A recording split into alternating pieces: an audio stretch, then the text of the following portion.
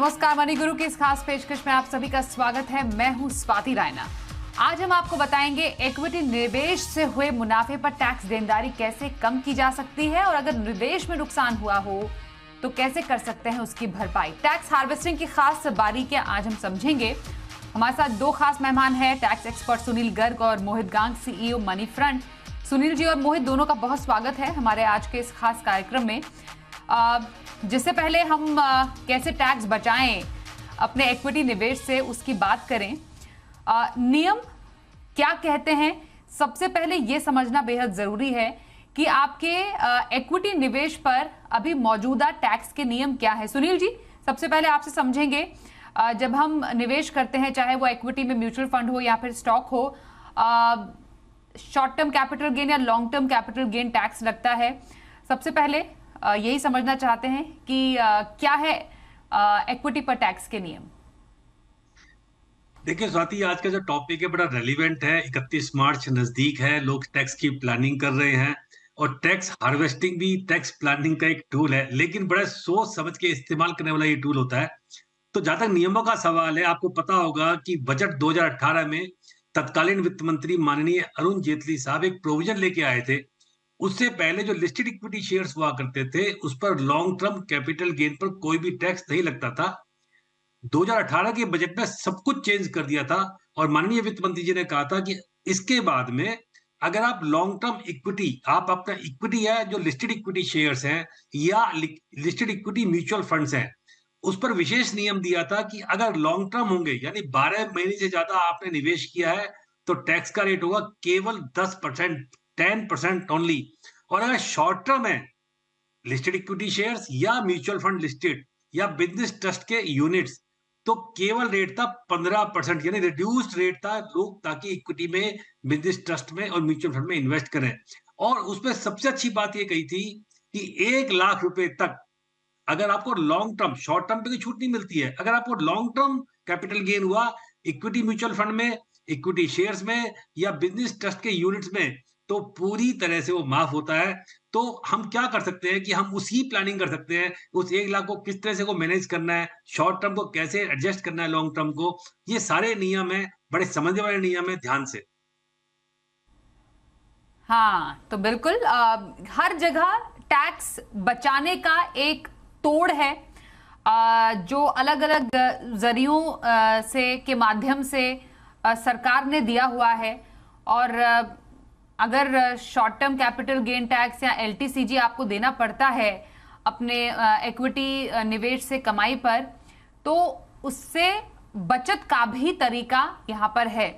तो शुरुआत में सुनील जी ने बताया कि शॉर्ट टर्म कैपिटल गेन कैसे टैक्स कैसे लगता है, 15%, और जो long term capital gain tax है वो लगता है 10% की दर से। लेकिन हाँ, 1 लाख तक एक साल में LTCG पर कोई टैक्स नहीं होता है। जैसे 1 लाख से ऊपर जाता है वो आपका मुनाफा, तो वो टैक्सेबल कहलाता है। अब ये जो पूरा मामला है वो 1 लाख रुपए का ही है और यहीं पर आती है टैक्स बचत की वो स्कीम, टैक्स हार्वेस्टिंग। मोहित, ये समझना चाहते हैं, ये तो हमने समझ लिया कि ये टैक्स जो है वो इक्विटी पर लगता कैसे है। अब ये जो 1 लाख रुपए का जो मुनाफा है, सबसे पहले मैं टैक्स हार्वेस्टिंग की बात करूंगी और उस पर गेन की बात करूंगी। जो ये 1 लाख रुपए तक का मुनाफा है, उसके ऊपर किसी निवेशक को टैक्स ना लगे और वो अपना टैक्स बचाए एक फाइनेंशियल ईयर में, उसके लिए टैक्स हार्वेस्टिंग स्कीम लाई गई, एक तरीका है जिससे आप बचा सकते हैं। थोड़ा मैं आपसे इसकी बारीकियां समझना चाहती हूं कि एक्चुअली ये काम कैसे करता है। जी स्वाति, तो जैसा अभी हमने बातचीत की कि जो लॉन्ग टर्म इक्विटी गेन होता है, एक तो पहली बात ये कि आप ये टैक्स हार्वेस्टिंग वहीं पर कर सकते हैं। शॉर्ट टर्म गेन पर ऐसी कोई क्या बोलते हैं, रियायत तो नहीं कहूंगा, बट ऐसा कोई प्लानिंग नहीं किया जा सकता है। तो लॉन्ग टर्म गेन जो कि 1 साल से ऊपर की अवधि आपने इक्विटी को होल्ड किया है, वहां पर 10% आपको टैक्स लगेगा, 1 लाख से ऊपर जितना भी गेन है उस पर। तो होता क्या है, एक उदाहरण के लिए लेते हैं। सपोज करिए आपने 2022 जनवरी में कुछ 5 लाख रुपए निवेश किए। अब वो 5 लाख रुपए आज बढ़कर मान लीजिए 6.5 लाख हो गए या कुछ भी, या फिर मान लीजिए 5,90,000 रुपए हो गए उदाहरण के तौर पर। तो ये जो 90,000 रुपए का जो गेन है, अगर आप इसको अभी रिडीम कर लेते हैं, यानी कि आप वो इक्विटी यूनिट्स को बेच देते हैं या जो आपके इक्विटी शेयर्स हैं उसको बेच देते हैं, तो ये 90,000 रुपए का जो गेन है वो रियलाइज हो जाएगा और वो रियलाइज गेन बन जाएगा। इस पर आपको टैक्स भरना पड़ेगा और चूंकि अवधि 1 साल से ऊपर की है, ये लॉन्ग टर्म गेन बन जाएगा। इस पर 10% टैक्स एप्लीकेबल होता अगर ये गेन 1 लाख से ऊपर होता, बट क्योंकि ये सिर्फ 90,000 रुपए है, ये पूरी तरह से आपके लिए टैक्स फ्री हो गया। आप इसको बुक करिए, वो 90,000 रुपए आपके लिए पूरी तरह से टैक्स फ्री हो गए। जो 5,90,000 रुपए की रकम आपके अकाउंट में आई, उसे आप इमीडिएटली, और यहां पर ऑपरेटिंग वर्ड है इमीडिएटली, बिना कोई समय का नुकसान किए आप वापस रीडिप्लॉय कर लीजिए और फिर से 5,90,000 से अपनी जर्नी को शुरू करिए। तो यहां पर आपने क्या किया कि आपने अपने गेन बुक कर लिए, आपकी कॉस्ट रीसेट हो गई 5,90,000 पर, और आपने उस लॉन्ग टर्म गेन पर कोई टैक्स नहीं दिया। अब मान लीजिए वो 5,90,000 रुपए आगे जाकर अगले साल बढ़कर 6,50,000 रुपए हो जाते हैं। तो यहां पर आप फिर से आपका जो गेन आया है 60,000 रुपए का, उसको बुक करिए अगले साल, अगले वित्त वर्ष में, और उस पर भी आपको टैक्स नहीं लगेगा बिकॉज वो 1 लाख से कम है। अब अगर मान लीजिए कि आप टैक्स हार्वेस्टिंग की ये जो प्रक्रिया है उसको आप नहीं डिप्लॉय करते, यानी आप उसका फायदा नहीं उठाते, तो वो जो 5 लाख रुपए है वो सीधा बढ़कर 6.5 लाख रुपए हो जाते अगले वित्तीय वर्ष में। और जब आप उसे रिडीम करने जाते तो आपका जो पूरा लॉन्ग टर्म गेन होता वो 1.5 लाख रुपए का होता। उस पर पहला 1 लाख आपके लिए फ्री हो जाता, बट जो बचा हुआ 50,000 रुपए था वहां पर आपको 10% long term gain capital gain tax लग जाता और आपको 5,000 रुपए का टैक्स देना पड़ता। तो इस टैक्स हार्वेस्टिंग की प्रक्रिया से, बिकॉज आपने हर वित्तीय वर्ष में अपने गेन को बुक किया, 1 लाख रुपए तक के गेन को आप हर वित्तीय वर्ष में बुक कर सकते हैं, उसे आपने बुक किया और वापस इमीडिएटली रीडिप्लॉय कर दिया, तो आपने ये जो 5,000 रुपए का टैक्स आता था आपको, आपने उसे पूरी तरह से बचा लिया है। तो ये एक प्रक्रिया है, इसे आपको हर फाइनेंशियल ईयर पे दोहराना पड़ेगा। जब भी आपके पास बुक्स में 1 लाख रुपए का गेन हो, आप उसे बुक करिए और वापस इमीडिएटली रीडिप्लॉय कर दीजिए, आप उसे वापस निवेश में डाल दीजिए। तो आपकी ये जो प्रक्रिया है वो एकदम सुचारू रूप से चलती रहेगी और हर साल टैक्स बचाते रहेंगे। बिल्कुल बिल्कुल मोहित। हाँ, तो टैक्स बचत के लिहाज से वो भी इक्विटी में, सुनील जी, जो हमने समझा पूरा इसका गणित, कितना फायदेमंद है निवेशकों के लिए? किसी को टैक्स 1 लाख के ऊपर के अपने लाभ पर टैक्स नहीं देना पड़े, इसलिए हर साल वो टैक्स हार्वेस्टिंग के थ्रू उसी मुनाफे को फिर से री इन्वेस्ट करे, जिससे वो 1 लाख के उस कैपिंग के नीचे नीचे रहे। क्या फायदे इसके समझे हम? देखो स्वाति, जैसे मोहित जी ने बताया, आप 1 लाख तक का जो बेनिफिट है सरकार ने दिया, आप उसकी हार्वेस्टिंग कर रहे हैं। और मैं हमेशा कहता हूं कि टैक्स प्लानिंग कोई अपराध नहीं है, टैक्स अवॉइडेंस एक अपराध होता है। With in the parameter of the law आप कर रहे हैं पुराना ले तो लो। आप टैक्स बचा रहे हैं। इसका मतलब कि आप हर साल 10,000 रुपए अपनी इन्वेस्टमेंट में बचा रहे हैं। लेकिन बड़े मजे की बात है कि शॉर्ट टर्म कैपिटल लॉस पर भी आप टैक्स हार्वेस्टिंग कर सकते हैं। मैं उसका फार्मूला भी अपने दर्शकों को बता देता हूँ। देखिए, आपको पता होगा टैक्स के नियम बड़े थोड़े से बेढंगे हैं। लॉन्ग टर्म कैपिटल गेन को आप शॉर्ट टर्म कैपिटल लॉस से एडजस्ट कर सकते हैं। यानी अगर लॉन्ग टर्म कैपिटल गेन बड़ा भाई है और शॉर्ट टर्म कैपिटल गेन छोटा भाई है, तो छोटे भाई का लॉस तो बड़ा भाई ले लेता है। लेकिन रिवर्स पॉसिबल नहीं है, यानी लॉन्ग टर्म कैपिटल लॉस को आप शॉर्ट टर्म से नहीं एडजस्ट कर सकते। तो अगर आपको इस साल में लॉन्ग टर्म कैपिटल गेन हुआ है और आपको पता है जैसे मार्केट अभी वोलेटाइल है, मार्केट डाउन है 2-3 दिन से, और आप शॉर्ट टर्म कैपिटल लॉस भी ले लेते हैं, आपको शॉर्ट टर्म कैपिटल लॉस हो गया, तो उस शॉर्ट टर्म कैपिटल लॉस को जो आपका पुराना इस साल में लॉन्ग टर्म कैपिटल गेन हुआ है, आप उससे एडजस्ट कर सकते हैं। इसको हम हार्वेस्टिंग कहते हैं, इसको बोना कहते हैं, जहां पे आप लॉस को बो रहे हैं और उससे आप फल प्राप्त कर रहे हैं। और दूसरे बड़े मजे की बात है, आपको पता होगा कि अगर आपका लॉस एडजस्ट नहीं भी होता इस साल में, तो हम अगले 8 सालों तक उसको कैरी फॉरवर्ड कर सकते हैं और उसको कैपिटल गेन हेड में ही एडजस्ट करना होता है। तो एक ये भी तरीका है। अगर आज वोलेटाइल मार्केट जो चल रही है, अगर आपको लॉन्ग टर्म कैपिटल गेन इस साल में हुआ है, तो शॉर्ट टर्म लॉस से उसको एडजस्ट कर लीजिए, वो भी with in the parameter of the law है और आप उसका बड़ा बेनिफिट ले सकते हैं। क्योंकि शॉर्ट टर्म पर आपको पता है 15% का हुआ है, लॉन्ग टर्म पर 10% का टैक्स है, आप उसको एडजस्ट कर लीजिए। ओके, तो ना सिर्फ मुनाफा बल्कि लॉस को भी एडजस्ट किया जा सकता है, जिसका जिक्र अभी सुनील जी ने किया। मैं कैपिटल लॉस के हार्वेस्टिंग पर और डिटेल में आती हूं और गणित भी आपसे मोहित समझूंगी, लेकिन उससे पहले हमने इसके फायदे तो समझे कि आप उसी अपने जो लाभ है या इक्विटी से जो आपको कमाई हुई है, आप उसको री इन्वेस्ट कर दीजिए हर साल और आप टैक्स से बच सकते हैं अगर आपका 1 लाख से नीचे नीचे LTCG या लॉन्ग टर्म कैपिटल गेन बन रहा है आपके निवेश से। पर क्या इसके कुछ डाउनसाइड्स भी हो सकते हैं, कुछ नुकसान भी है कि हर साल आप टैक्स हार्वेस्टिंग का अगर इस्तेमाल कर रहे हैं तो क्या कुछ ऐसी चीजें हैं जिससे नुकसान तो हम नहीं कहेंगे लेकिन इसके कुछ ड्रॉबैक्स अगर हम समझे तो? जी स्वाति, तो देखिए इसमें कोई दो राह नहीं है कि ये एक फायदेमंद प्रणाली है। आप अगर इसको सुचारू रूप से हर साल करेंगे, डिसिप्लिन तरीके से अगर आप इसको डिप्लॉय करेंगे तो आप जरूर टैक्स बचा पाएंगे। 10,000 रुपए तक का आप मैक्सिमम टैक्स इससे हर साल बचा सकते हैं। 1 लाख की रकम है, उस पर 10% का टैक्स, आप 10,000 रुपए बचा लेंगे हर साल के लिए। पर इसके अंदर में स्वाति, मेरे अनुभव में जो मैंने देखा है, इसके थोड़े से डिसएडवांटेजेस होते हैं। वो ये कि इसका जो री इन्वेस्टमेंट रिस्क है वो बहुत हाई है।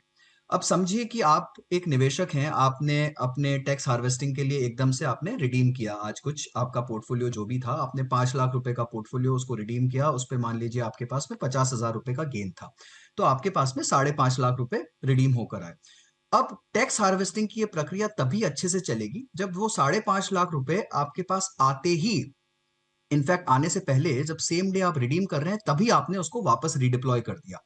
बिकॉज आपको कंटिन्यूटी रखनी पड़ेगी और आपको एक लॉन्ग टर्म बेनिफिट देखना है अपने निवेश का। आप सिर्फ रिडीम उसे टैक्स के लिहाज से कर रहे हैं, या आपकी कोई फाइनेंशियल रिक्वायरमेंट नहीं थी या लिक्विडिटी की रिक्वायरमेंट नहीं थी। तो यहां पर मैंने अक्सर देखा है कि निवेशक चूक कर देते हैं। वो काफी बार इस पैसे को रोक के रख लेते हैं, मार्केट की टाइमिंग करने लग जाते हैं, सोचते हैं कि अच्छा चलिए पैसा आया है, अभी 5 दिन बाद डालते हैं, 10 दिन बाद डालते हैं। और इस चक्कर में, या फिर काफी बार ऐसा भी होता है कि आपने आज रिडीम किया, पैसा आपको T+2 डेज पे आएगा इक्विटी के रिडेम्पशन का, तो वो जो 2 दिन है उसमें मार्केट में बहुत उतार चढ़ाव हो गया, मार्केट काफी वोलेटाइल रहते हैं। अगर मार्केट में एकदम से करेक्शन आ गया तो इसकी काफी बड़ी आशंका रहती है कि आप एक नीचे के स्तर पर वापस एंट्री लें और आपको थोड़ा सा वहां पर मार्केट लॉस या फिर री इन्वेस्टमेंट रिस्क जिसको बोलते हैं, वो सहना पड़ सकता है। और काफी हद तक मैंने देखा है कि इसी प्रक्रिया को स्वाति अगर आप बहुत सालों तक चलाएंगे तो साइकोलॉजिकली इन्वेस्टर का बिहेवियरल साइंस कुछ इस तरह से काम करता है कि वो अपने कॉस्ट को मन में रीसेट करते रहते हैं। आज मान लीजिए मैंने कोई चीज 5 लाख रुपए की ली है, वो बढ़कर मैंने अपना टैक्स लॉस हार्वेस्टिंग किया और टैक्स गेन हार्वेस्टिंग किया, और फिर मेरा जो बेस था, जो मेरा कॉस्ट था, वो वापस मैंने 5.50 पे सेट कर दिया, उसके अगले साल मैंने 6 पर सेट कर दिया, फिर 7 पर सेट कर दिया, तो मेरा कॉस्ट बढ़ता जा रहा है। कभी मान लीजिए मार्केट का अगर डाउन साइकिल आए और आपको पोर्टफोलियो में लॉस हो जाए, मान लीजिए वो 7 लाख की जो मेरी रकम थी बढ़कर वो एक बार 6.5 लाख की हो जाए, तो मुझे लगेगा कि मेरे पोर्टफोलियो में लॉस हो रहा है। और मैं काफी बार एज अ निवेशक मैं ये थोड़े से बदलाव करने लग जाता हूं अपने पोर्टफोलियो में। मेरा जो दृष्टिकोण होता है वो बहुत ही शॉर्ट टर्म और मायोपिक हो जाता है। मैं हर साल अपने पोर्टफोलियो को देखने लग जाता हूं। इक्विटी जिसे लॉन्ग टर्म के लिए रखना चाहिए उसे मैं हर साल एनालाइज करता हूं, हर साल उसका प्रॉफिट देखता हूं, हर साल उसके लॉसेस पे डरने लगता हूं। और काफी जगह निवेशक इससे गलत निर्णय लेकर एक अच्छे स्कीम को भी बेच देते हैं, अच्छे इक्विटी स्टॉक से भी निकल जाते हैं। तो मुझे लगता है कि यहाँ पर आपका दृष्टिकोण और मैच्योरिटी बहुत मैटर करती है। अंग्रेजी में एक कहावत है, missing the forest for the trees. तो ऐसा नहीं होना चाहिए कि निवेशक अपनी पूरा जो एक बड़ा ऑब्जेक्टिव है वो मिस कर जाए इस चक्कर में। हाँ, और क्योंकि जो जिक्र सुनील जी ने यहाँ पर किया था मोहित, मैं वही गणित आपसे समझना चाहूंगी जो आपने टैक्स हार्वेस्टिंग के लिए दिया था कि कैसे टैक्स लॉस हार्वेस्टिंग या कैपिटल लॉस हार्वेस्टिंग का उदाहरण हम अपने निवेशकों को समझा सकते हैं, कैसे ये काम करता है? स्वाति, ये काफी सिंपल सा है एक्चुअली। इसमें देखिए, इसमें कोई लिमिट नहीं है। अगर आपके पास में कोई लॉस हुआ है, मान लीजिए आज आपने 2 लाख रुपए निवेश किए थे जिसकी रकम घटकर मार्केट के कारण 1,70,000 रुपए हो गई है, और ये लॉन्ग टर्म निवेश है आपका। सपोज करिए आपने 2 साल पहले निवेश किया था, तो ये 30,000 रुपए का जो लॉन्ग टर्म लॉस है आपका, इसे आप लॉन्ग टर्म गेन के अगेंस्ट में सेट ऑफ कर सकते हैं।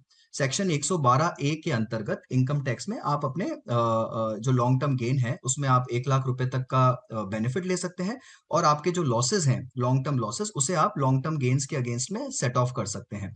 तो 30,000 रुपए तक का कोई भी लॉन्ग टर्म गेन हो अगर आपके पास में इक्विटी में, लिस्टेड इक्विटी में, जहां पर आपने STT भरा हुआ है, या फिर म्यूचुअल फंड के यूनिट्स में, तो उसे आप सेट ऑफ कर सकते हैं।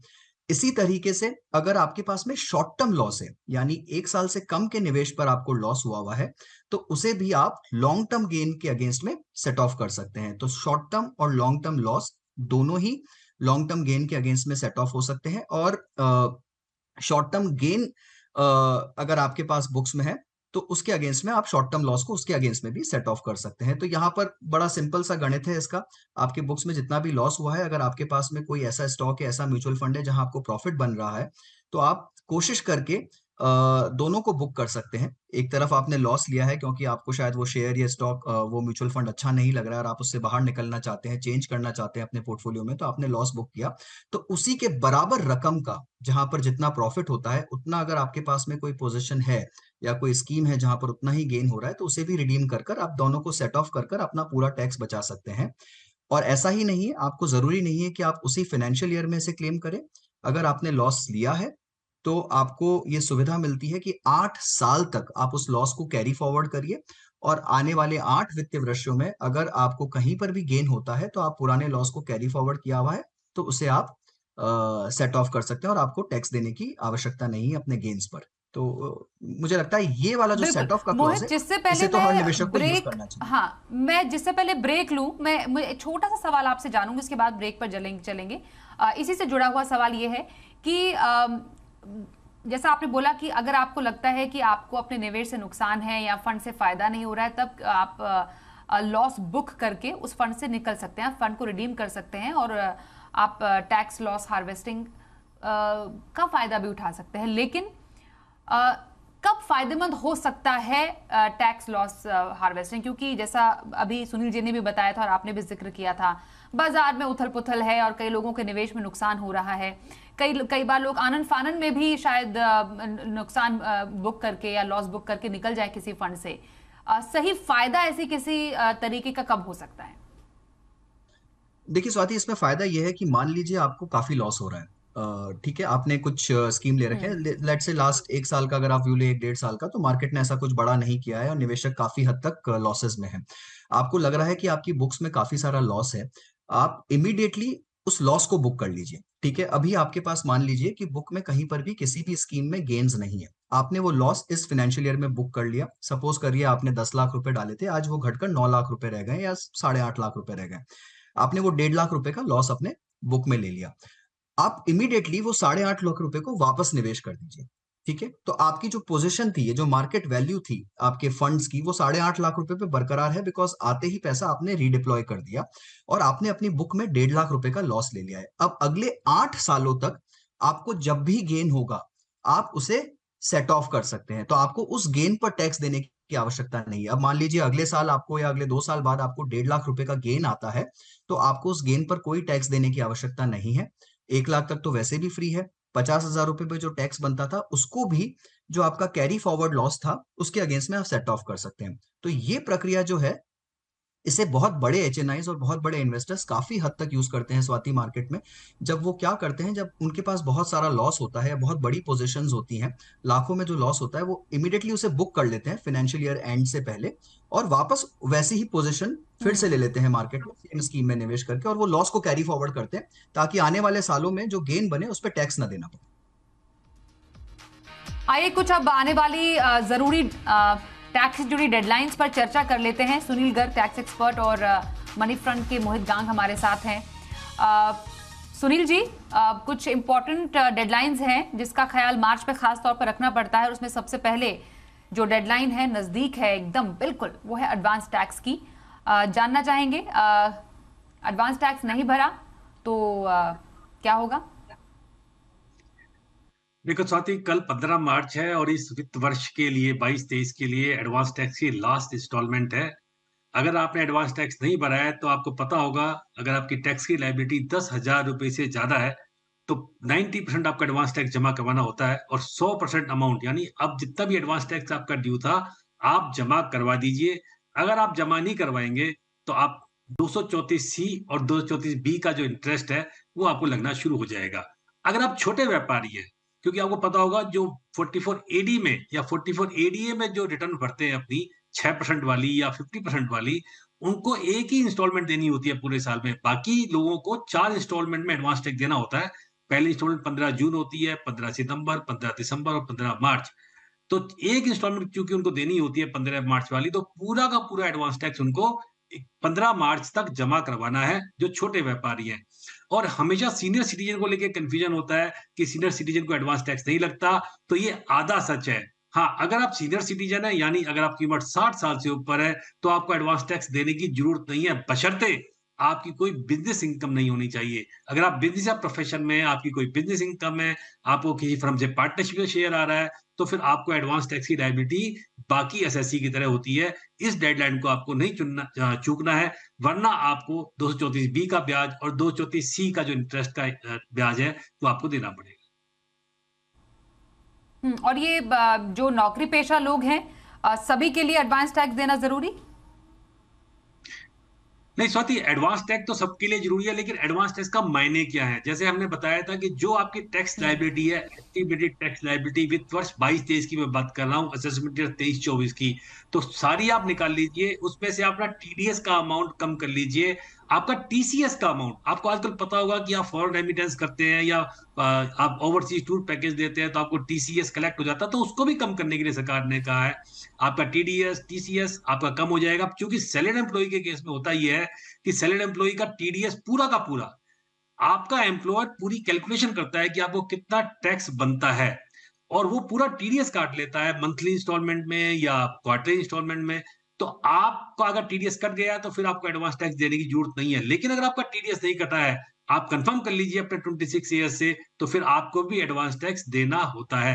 और आपको पता होगा, क्योंकि नया रिजीम पुराना रिजीम है, तो अगर आपको पुराना रिजीम चुनना है, वो जो इस वित्त वर्ष का नहीं, जो इस बजट में आया वो नहीं, जो उससे पहले था नया रिजीम आपको चुनना था, तो आपको अपने एम्प्लॉयर को एक इंटीमेशन देना होता है कि मुझे नए रिजीम में जाना है। अपनी डिडक्शंस को देख लीजिए, अपनी सेविंग्स को देख लीजिए और चुन लीजिए कि आपको कौन सा रिजीम चुनना था, नया या पुराना।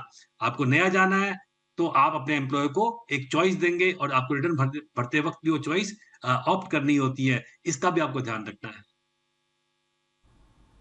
और एक और इम्पोर्टेंट काम के लिए 31 मार्च की तारीख इम्पोर्टेंट है, अपडेटेड आईटीआर। अब तो आईटीआर के बहुत सारे नाम हो गए हैं, अपडेटेड, बिलेटेड, रिवाइज्ड। तो अपडेटेड के मायने क्या हैं? अपडेटेड आईटीआर के मायने 31 मार्च, सुनील जी।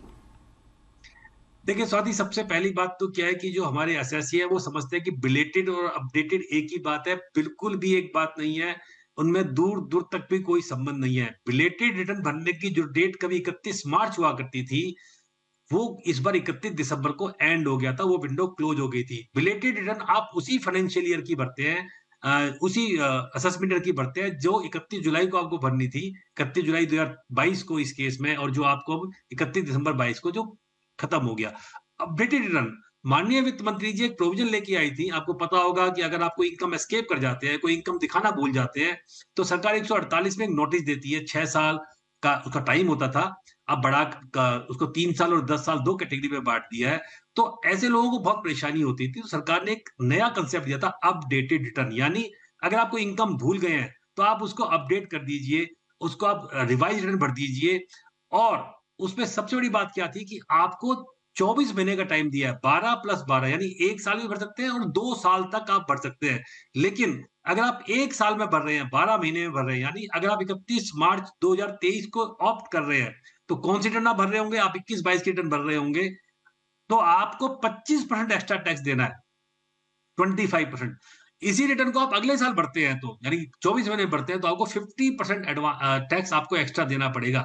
लेकिन एक बात जो याद रखने वाली है सबसे बड़ी, कि अपडेटेड रिटर्न हर आदमी नहीं भर सकता, हर आदमी उसके एलिजिबल नहीं है। आप लॉस की रिटर्न नहीं भर सकते, आपका रिफंड अगर कम हो रहा है आप वो रिटर्न नहीं भर सकते हैं। तो बहुत सारे उसमें कैवियट्स हैं, बहुत सारे उसमें धाराएं दे रखी हैं, 139(8) 139 सबसेक्शन 8 में, आपको उसका भी ध्यान रखना बहुत जरूरी है। तो टैक्स की कुछ इंपॉर्टेंट तारीखें और टैक्स बचत के उपाय, ये दोनों पर हमने चर्चा आज की है हमारे 2 एक्सपर्ट सुनील गर्ग और मोहित गांग से। धन्यवाद करेंगे दोनों का ही हमारे साथ इस चर्चा में शामिल होने के लिए।